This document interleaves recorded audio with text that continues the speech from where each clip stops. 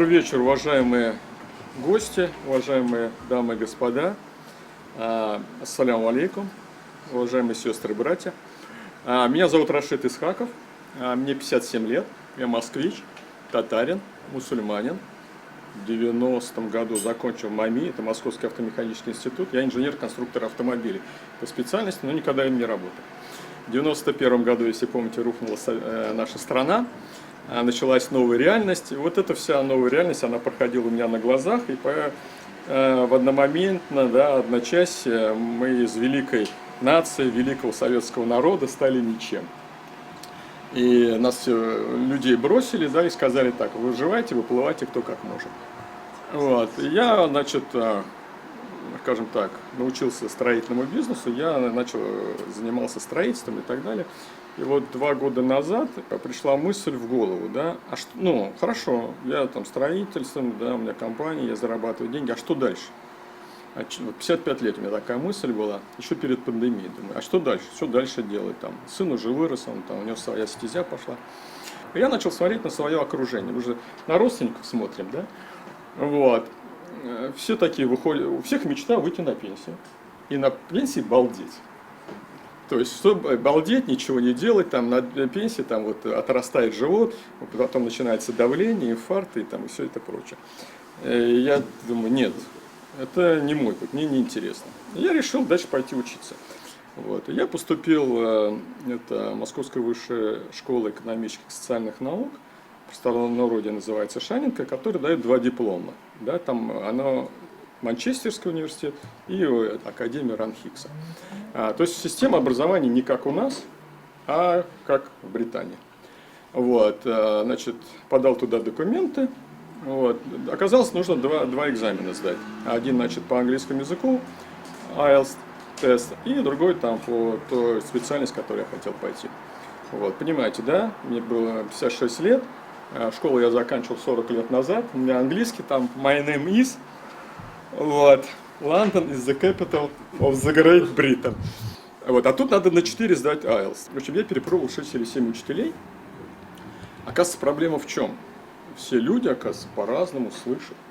Кажется нормальным, а на самом деле это странный такой парадокс. То есть один слышит человек так, другой иначе и так далее. То есть поэтому я один преподаватель, 2, 3, 4, 5, и вот только 8 классный преподаватель, который меня протестировал на особенность слуха, у кого-то музыкальный слух, у кого-то не очень.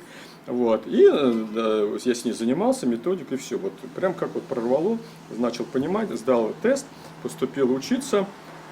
Чем, британско-американская система образования, именно магистратура, второй этап, отличается от нашей отечественной системы образования?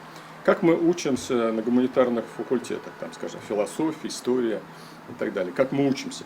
Сперва какой-то преподаватель с кафедры нам читает лекцию, потом какие-то семинары, таких небольших групп в классах, и там изучаем. Британская система совсем сделана по-другому. Только в аудитории, никаких кафедр нету, небольшая группа, преподаватель, первая лекция вводная, и тут же он дает, что ты должен занятие раз в неделю, что ты должен за неделю сам прочитать. Я пошел на political science, политические науки. К сожалению, у нас, или то, что по-русски называется политология. Но политология, она совсем не очень неправильный перевод. Потому что у нас все по телевизору это в основном политологи, такие болтуны, которые рассуждают на тему политики. Наука политология, или political science совсем про другое. Оно не как болтать, оно, какие происходят в мире события, какие происходят процессы осознания. Раз. Второе – это теория международных отношений. Третье – это политический анализ. Политический анализ очень интересно. Политический анализ, он, кстати, не только про политику. А условно говоря, мы здесь сидим, я могу провести анализ. Кто, что, зачем сюда пришли, с какой целью, что отсюда вытащить. Это очень такая, это всеобъемлющая вещь. А я еще немножко продюсером еще в свое время был. Я фильмы документальные снимал. Мне всегда было интересно, какой момент, что дает визуализация. Я, скажем, говорю, одно дело я вам, а другое дело будет снято на камеру, и потом будет какой-то ролик, То, что я говорю, вы видите меня со всех сторон, картинка в камере, она видит только вот. Да?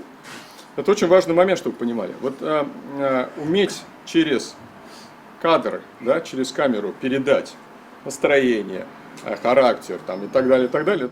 Политический анализ то же самое, как бы, да, то есть рассказать о событии, кажется все таким поверхностным, да, вот со всей его такой вот разносторонностью. Значит, как происходит занятие? То есть тебе дают задание, ты должен в течение недели прочитать, и следующее там занятие, 2 по 45 минут, первые 45 минут, из того, что мы прочитали, он просто нас спрашивает, да, что вам понравилось, что там не понравилось, что вот как это. Мне интересен такой аспект, мне интересна тема ислам и демократия. Понятно, да, такая актуальная тема. Считается, что в исламе, ну, если мы смотрим на политическую карту мира, да, считается, что в исламе нет демократии. Да. В основном это либо авторитарные страны, либо слаборазвитые, да, либо развивающиеся страны. Вот, там то военный переворот приходит, то непонятно какие-то люди с автоматами приходят в власти, да, кладут на стол автомат, здесь наша власть. Да. Вот считается, что в исламе демократии нет. Но если смотреть с самого начала, да, то она есть, она просто утеряна по разным причинам, в том числе причина там, колонизация, страны метрополии, которые взяли в Африке, были колонизированы там, арабские, исламские страны. Да.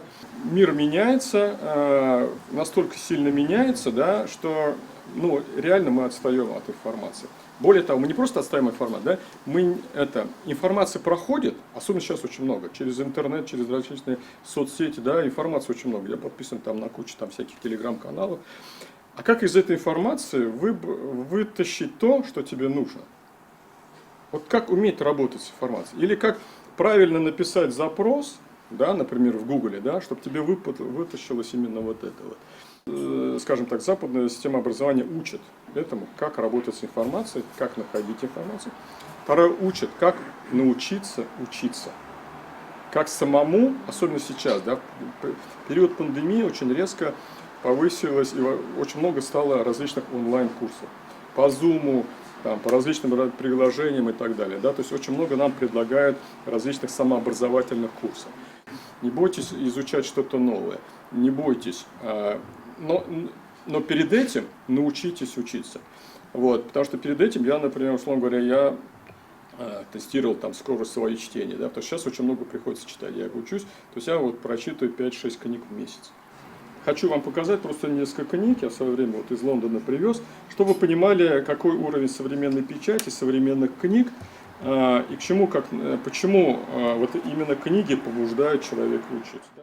Например, да, как устроен древний замок. То есть замок был вот абсолютно независимый, мог продержаться, да, до полугода без возобновления еды, без запасов, без воды. То есть это была крепость, прям крепость. Да? Титанический лайнер. И вот он в разрезе. Да? Вот такие книги, они, особенно детям, особенно вот школьникам, да, они вот такое побуждают, прочтение побуждает к действию, к знанию. Да? Скажем, вот корабль, да, а вот он в разрезе. Интересно, да, или какие трюмы там и так далее находятся. Скажем, один из столпов ислама является хадж, да, это паломничество в Мекку. Посмотрите, какой гайд, да, то есть путеводитель в хадж и умру. Ну, вот просто заглядение. Берешь книгу в руки, да, и радуется и душа, и тело, и глаз, и язык и так далее. Так как в школах теперь нет обязательно татарского языка, сейчас язык идет, например, через мечети, через какие-то вот общественные организации и так далее. Да? И происходит некая такая татаризация общественной жизни. И когда мы видим мир вот под таким фокусом, да, татарскости, вольно или невольно татары становятся маргинально закрытой группой. Раньше татары, вот, скажем, вот до 17 года, да, татары были, это вот вся Российская империя, да, то есть там были, скажем, в Азербайджане не было нации азербайджанцев, да, были бакинские татары, кавказские татары, астраханские татары, сибирские татары, да, то есть татары были такая глобальная цивилизация, именно вот империя. Сейчас происходит такое сужение татарского, хотя татары есть везде, в Казани, в Москве, разбросаны везде, в Крыму там и так далее. Но из-за вот этой вот маргинализации, да, закрытости, да, закупоривания в татарский язык. То есть панацея всех бед, оказывается, это татарский язык.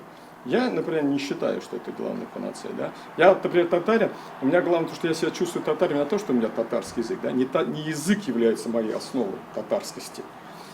Это родословная, мои родители, предки, это история, это культура, это много-много из чего состоит.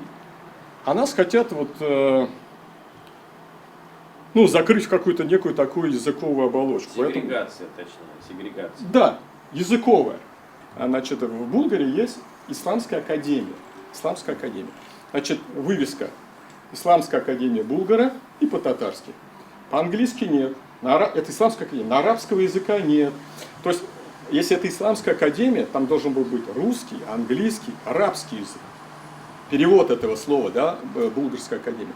Ну, татарский, татар академиясы, кто из арабов это знает, да? Кто из, скажем, из глобального мира, из англоязычного этого сможет прочитать? Никто. А для них это важно. У меня, например, там несколько ребят есть из Норвегии, им по 17 лет, они между собой только на английском разговаривают. И английский абсолютно без акцента. Оказывается, почему они говорят на английском языке? У них все западные фильмы идут без перевода. Озвучки русской нету. Хочешь не хочешь? Поэтому они повторяют произношение. Да? Это же так слух устроен. Да? Вот раз услышал, два услышал, три услышал, тебе это накапливается, да? А потом бац и все. Вот как ребенок. Там год-два он же не говорит, а потом бац, его как прорывает. Да? Вот он год-два слушает, как родители говорят, как улицы говорит. Он слышит, а потом бац, и все заработало. Я к чему? Не бойтесь ни возраста, ни времени, ничего. Только вперед. Спасибо вам большое.